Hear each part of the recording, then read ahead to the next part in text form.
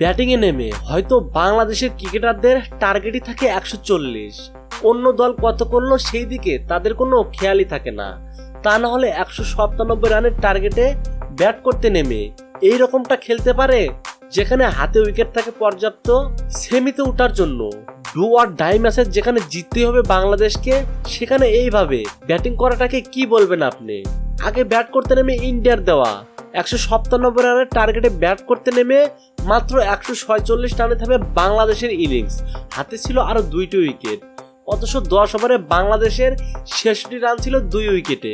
তখন অনেকে ধরেই নিয়েছিল হয়তো বাংলাদেশ এই ম্যাচে জিতবে, কিন্তু তা আর হলো কই থেকে। পরবর্তী 10 ওভারে নিয়েছে 80 রান, হারিয়েছে আরো 6টি উইকেট। অথচ একই পিচে ইন্ডিয়া প্রথম 10 ওভারে নিয়েছিল 96 রান, হারিয়েছিল মাত্র 3টি উইকেট। আর পরের 10 ওভারে নিয়েছে 100 রান, উইকেট হারিয়েছে 2টি। তাহলে কিসের অভাব ছিল বাংলাদেশের? প্রথম 10 ওভারে বাংলাদেশ কি পারতো না অন্তত 80টা রান করতে? আর যদি প্রথম 10 ওভারের কথা বাদই দেওয়া হয়, তাহলে পরবর্তী 10 ওভারে কেন পারলো না বাংলাদেশ, যেখানে 10 ওভারের প্রয়োজন ছিল 130 রান? আচ্ছা, 130 রান যদি বেশি হয়ে থাকে তাহলে বাদ দেন, অন্তত 100টা রান তো নিতে পারতো বাংলাদেশ, কিন্তু তাও নিতে পারেনি। তারা যেভাবে ব্যাটিংটা করেছে তাতে দেখে মনে হচ্ছিল তাদের হাতে উইকেট আছে 3টা কিংবা 4টা এবং রানের দরকার মাত্র 30-40।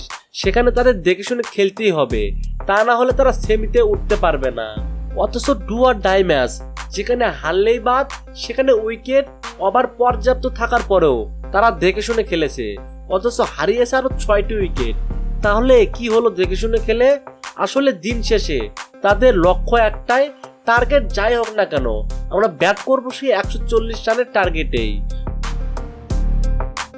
মোহাম্মদ নুরে আলম, স্পোর্টস টাইম, ঢাকা।